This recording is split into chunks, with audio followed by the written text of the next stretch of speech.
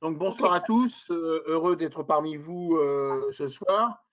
Je reviendrai moi sur plusieurs points. Un, la création de l'équipe et les soutiens au club. Alors c'était une de mes volontés en tant que président du comité départemental pour effectivement faire que les clubs et qu'on aide effectivement les clubs et qu'on les soutienne dans tout un tas de domaines. Puisque sans les clubs, eh ben, le comité départemental, nous ne sommes rien. Hein, on est véritablement au service des clubs et des licenciés. Donc une volonté de ma part, une volonté aussi fédérale, hein, depuis maintenant 1 an et demi. Donc cette volonté, c'est à la fois pour accompagner au mieux les associations pour construire l'avenir, et puis deuxième point, aider à se structurer pour mieux répondre aux obligations et notamment aussi aux attentes et aux besoins des licenciés. Voilà. J'en dirai pas plus, parce que donc je vais passer la parole à Bernard, qui est membre de l'équipe, Mais qui est notre élu aussi référent du pôle formation. j'ai juste des petites choses à dire du coup, moi. Voilà, donc je vous souhaite une bonne soirée à tous. Voilà. Donc bonsoir tout le monde. Donc, moi aussi, hein, je tenais à remercier tout le monde. Il y a à peu près une quinzaine de clubs représentés, il me semble.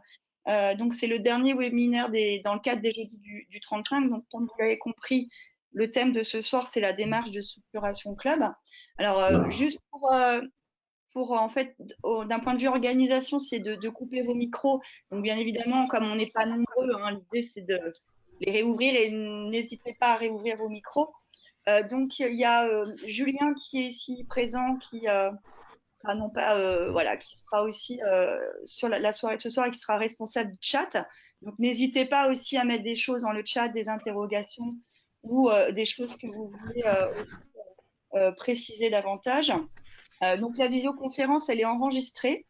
Donc elle sera disponible la semaine prochaine sur notre site internet avec le PowerPoint et des documents divers. Donc il vous suffira d'aller dans l'onglet événements dans jeudi du 35 et cliquer sur la visio hashtag 6.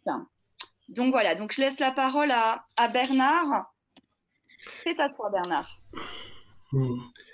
Ok, donc Bernard Morin, donc je suis élu au comité sur le pôle formation et je participe aussi au groupe aide au club et soutien au club.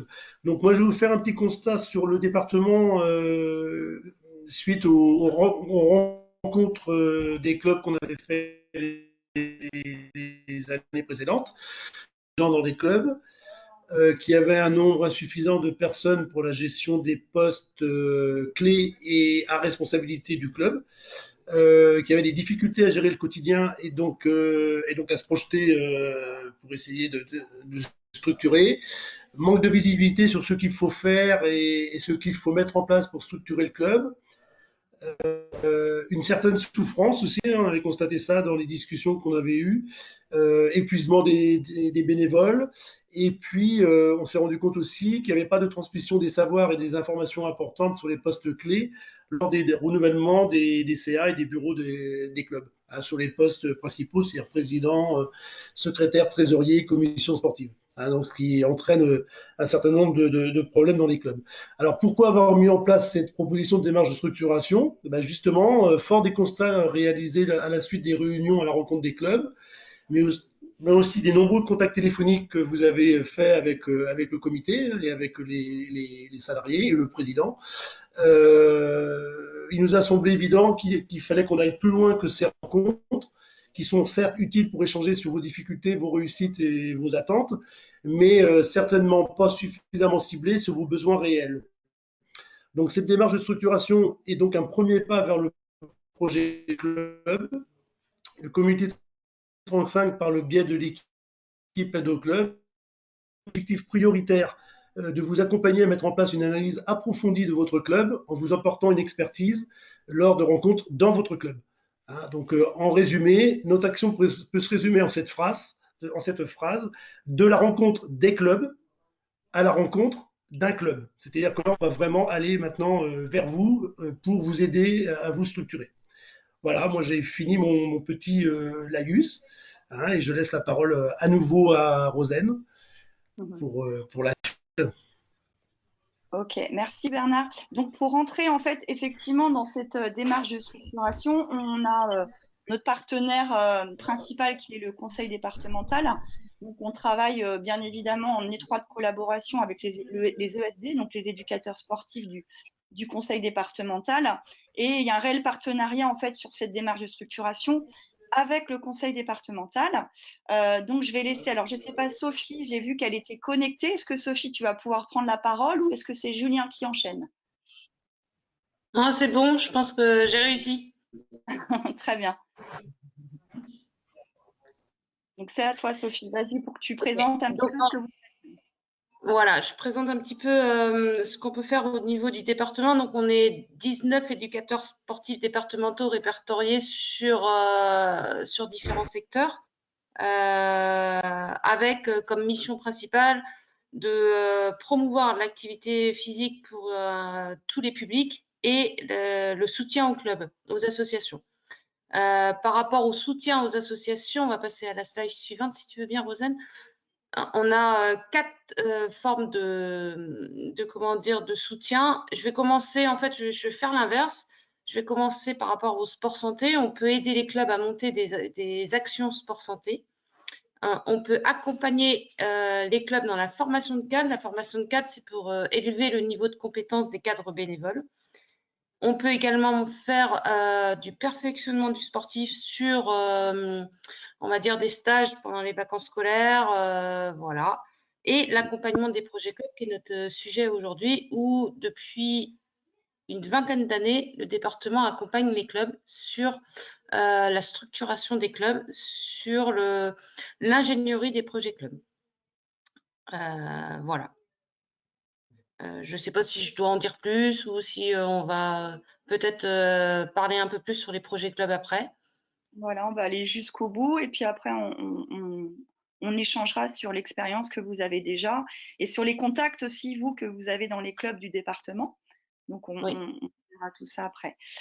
Donc, on va rentrer tout de suite, en fait, dans le vif du sujet. Donc, rentrer dans une démarche de structuration. Donc, comme vous le savez, le comité 35 et le département s'associent pour vous accompagner, pour que, en fait, chaque club puisse avoir son projet, donc un projet voilà, c'est vraiment le souhait des clubs. En fait, c'est votre projet à vous. Donc, sans prendre part aux choix formulés, bien évidemment, dans le projet, nous, on sera juste là pour vous accompagner. Donc, les éducateurs peuvent informer, renseigner, guider la démarche. Et les éducateurs de club peuvent être en quelque sorte le maître d'œuvre de la constitution du projet élaboré par les membres. Mais en aucun cas, c'est le projet de l'éducateur, ça on est bien d'accord. Qu'est-ce qu'un projet associatif? Donc le projet de développement associatif, donc pour nous en tout cas, c'est un outil précieux pour tous ceux qui souhaitent aller de l'avant et qui œuvrent pour assurer la pérennité de leur club et de leur sport. Il faut savoir mobiliser les acteurs dans leurs compétences propres et dans leurs relations mutuelles. Donc la véritable problématique est qu'il n'existe pas de modèle. Nous, on ne va pas vous donner un modèle, mais plutôt des méthodes susceptibles de faire vivre le projet, votre projet, et de lui donner un sens par la confrontation des points de vue, des idées et des souhaits des membres qui feront partie de votre comité de pilotage. Donc ça, c'était d'un point de vue général. Et on s'est vu un petit peu pour travailler sur cette méthodologie. Donc la première étape, évidemment, ça va être votre souhait de rentrer dans une démarche de structuration. Donc on a visualisé plutôt 6 étapes pour vraiment définir le cadre. Donc pour nous, l'étape 1, c'est d'abord définir un groupe de travail. Donc travailler à plusieurs avec la création d'un comité de pilotage au sein de votre club. Donc c'est formaliser un projet qui offre l'occasion d'une concertation au sein même de votre structure. Donc sa réussite, bien sûr, dépendra essentiellement de vous et de votre capacité à mutualiser vos ressources humaines. Donc ça, on est sur la première étape. Ensuite, on aura une deuxième étape qui sera l'état des lieux. Donc ça, c'est extrêmement important. Souvent, on ne prend pas le temps de le faire parce qu'on a toujours plein de choses à faire en avant. Mais pour nous, c'est vraiment une étape importante. Donc pour nous, il s'agit vraiment de la base du projet associatif.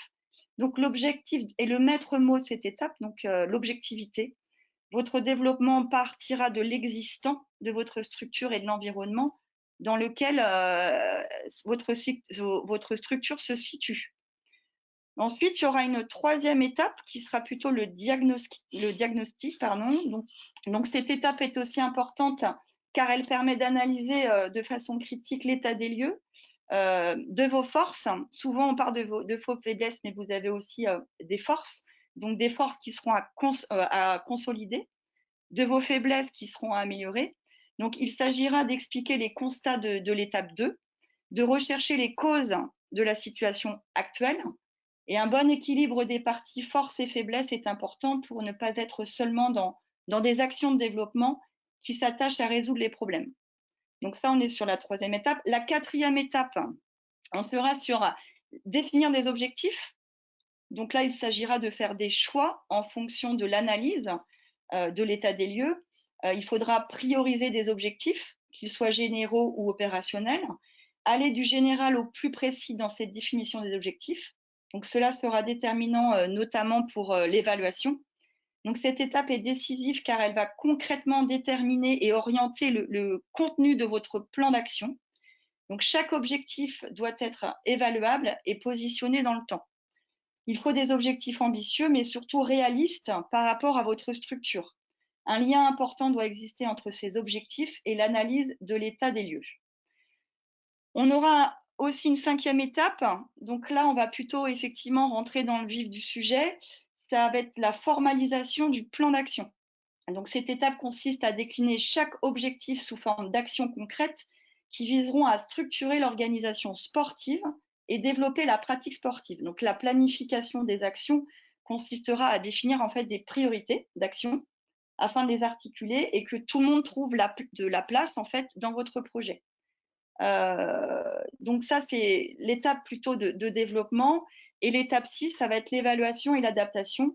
Donc cette étape 6, en fait, ce sera le point ultime de votre projet, bien évidemment, qui continuera à vivre. Alors, tout ça, en fait, vous n'allez pas pouvoir le faire en un mois. Donc, l'idée, en fait, c'est de vous accompagner sur une année complète.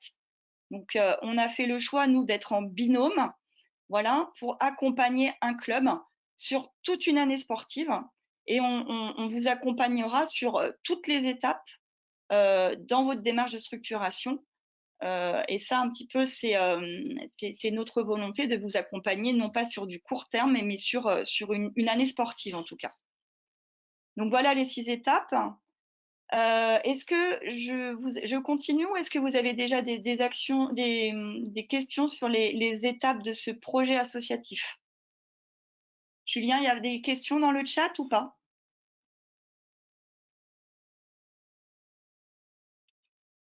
Non, pour l'instant, il n'y a pas de questions. Ça a l'air d'être clair. En tout cas, n'hésitez pas. Vous pouvez poser des questions sur le chat. Et puis, à la fin de la visio, il y aura un temps d'échange. Ce sera peut-être plus simple de poser les questions. De toute façon, on vous dira à la fin effectivement comment procéder et puis nous, on reviendra dans vos clubs pour essayer de fixer ensemble et de déterminer un échéancier sur la saison sportive. On a mis un petit peu des axes de réflexion. Alors souvent, quand on veut, alors nous, on est un peu des personnes de terrain, donc quand on veut aller sur un projet club, on pense tout de suite axes de réflexion. Mais ça, en fait, les axes de réflexion, ça viendra surtout à partir de l'étape 4. Et donc, du coup, on a mis des petits exemples d'axes de réflexion comme des axes autour de la partie sportive, autour de la formation, que ce soit la formation du joueur, de cadre, la formation des arbitres et la formation des dirigeants. Tous les axes où on peut vous aider pour développer votre club avec, par exemple, le 3-3 ou encore le basket scolaire, le mini-basket, qui est un point extrêmement important dans un club de basket, ou encore des activités non compétitives de vivre ensemble, comme le basket santé, par exemple.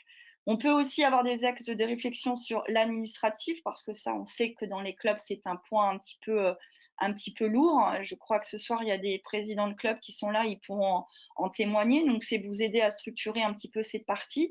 Bien évidemment, sur la partie économique, d'autant plus la période que l'on traverse. Donc là, on peut vous aider aussi sur toute cette partie. La partie citoyenneté également, avec des vraies valeurs citoyennes dans votre club, qui peuvent aussi amener des personnes qui sont pas trop basket, mais on a trouvé aussi que de par les témoignages de club, c'était extrêmement important peut-être de créer, pourquoi pas, une équipe démarche citoyenne dans votre club pour attirer des bénévoles et pour attirer des parents, par exemple, et puis vous aider aussi sur la communication. Donc voilà, c'est simplement des exemples, mais bien évidemment, tout ça, ça dépendra de votre comité de pilotage, de l'état des lieux, du diagnostic et des personnes ressources que vous aurez dans votre comité de pilotage. Le rôle des éducateurs de club. Donc, comme on vous le disait, nous, on va en parler beaucoup aux éducateurs pour qu'ils puissent peut-être insuffler, donner des idées et puis motiver un petit peu les dirigeants. À ce titre, il y aura un séminaire des éducateurs le jeudi 30 septembre à la Maison des Sports sur une journée où le matin, on sera plus sur le basket scolaire, comment intervenir dans les écoles. Il y aura les intervenants de l'UCEP, de l'inspection académique et de l'UXEL qui seront là. Et l'après-midi, justement, on leur montrera un petit peu, on rentrera plus dans le détail de cette démarche de structuration pour qu'ils puissent vous accompagner davantage. Juste une autre information. Alors là, la plateforme, elle est en veille en ce moment, elle est en vacances, mais sur le e-learning de la FFBB, moi, je vous invite fortement à aller sur le e-learning qui s'appelle élaboration du projet associatif. Vous pouvez les faire extrêmement rapidement et j'invite toutes les personnes ce soir présentes, mais également c'est des informations que l'on donnera pour faire en tout cas ce e-learning, élaboration du projet associatif. Voilà pour les grosses informations. Je vais laisser la place à Sophie Bourdin, donc, qui a un peu plus d'expérience dans la démarche de structuration et qui a déjà travaillé avec un club qui n'est pas du tout basket, mais c'est un club de l'aviron. Donc, si tu veux nous en parler un petit peu et de ce partage d'expérience, Sophie.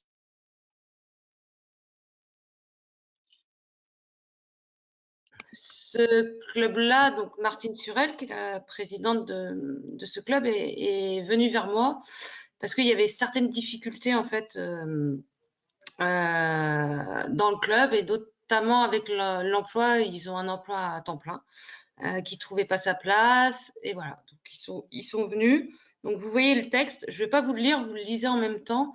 L'idée c'était surtout de retrouver un dynamisme, mais un dynamisme auprès de tout le monde, c'est-à-dire les jeunes, les moins jeunes, les parents, les membres de l'association, les dirigeants.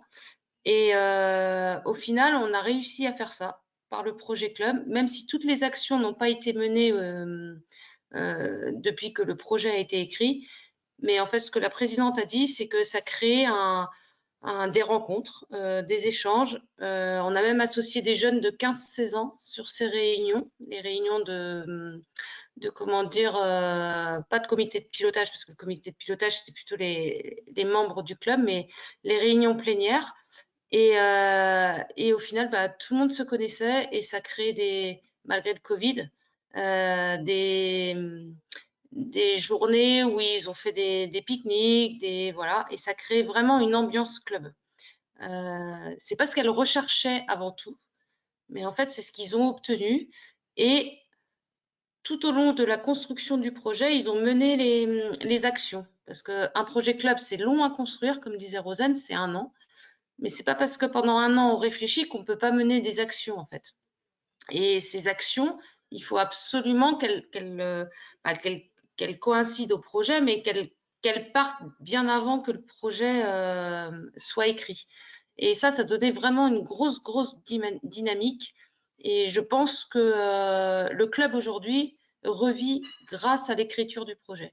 Alors c'est bizarre, on peut trouver ça bizarre, moi je trouve ça bizarre, mais voilà, on les a réunis, ils ont échangé. Alors les réunions, c'était pas des réunions banales devant une table ou en visio, ce genre de choses qu'on fait actuellement. C'était des réunions où on partageait un repas, où on partageait, ça durait 2 heures, on partageait un repas, on partageait beaucoup de choses. Et au final, les paroles se sont déliées et même les parents ont osé s'intégrer à ce projet. Donc voilà, elle pourrait en parler beaucoup mieux que moi, mais elle ne pouvait pas être là ce soir. Mais en tout cas, ils sont très satisfaits et satisfaits par rapport aussi à l'adhésion de leurs professionnels au projet du club. Voilà.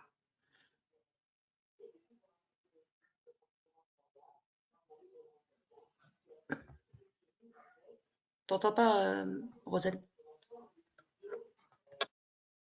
C'est vrai que cette situation sanitaire nous a un petit peu bloqués parce qu'on avait commencé déjà à avoir des contacts avec des clubs. Voilà, c'était juste avant le premier confinement. Donc, on espère sincèrement qu'on va pouvoir recommencer à travailler avec vous, en fait, les clubs qui sont demandeurs d'accompagnement vers un projet club. Donc, on est bien conscient aussi que cette période compliquée où il y a certains clubs qui se demandent si comment ils vont faire pour la saison prochaine. Donc voilà, on voulait juste un petit peu ce soir vous présenter un petit peu notre méthodologie, mais la méthodologie, elle sera différente bien évidemment en fonction des clubs, en fonction de vos demandes et en fonction du nombre de personnes que vous êtes. Mais on voulait vraiment vous présenter tout ça. Donc, si vous avez aujourd'hui des questions, des interrogations, donc n'hésitez pas, on n'est pas nombreux, donc allez-y, ouvrez vos micros et n'hésitez pas à interagir.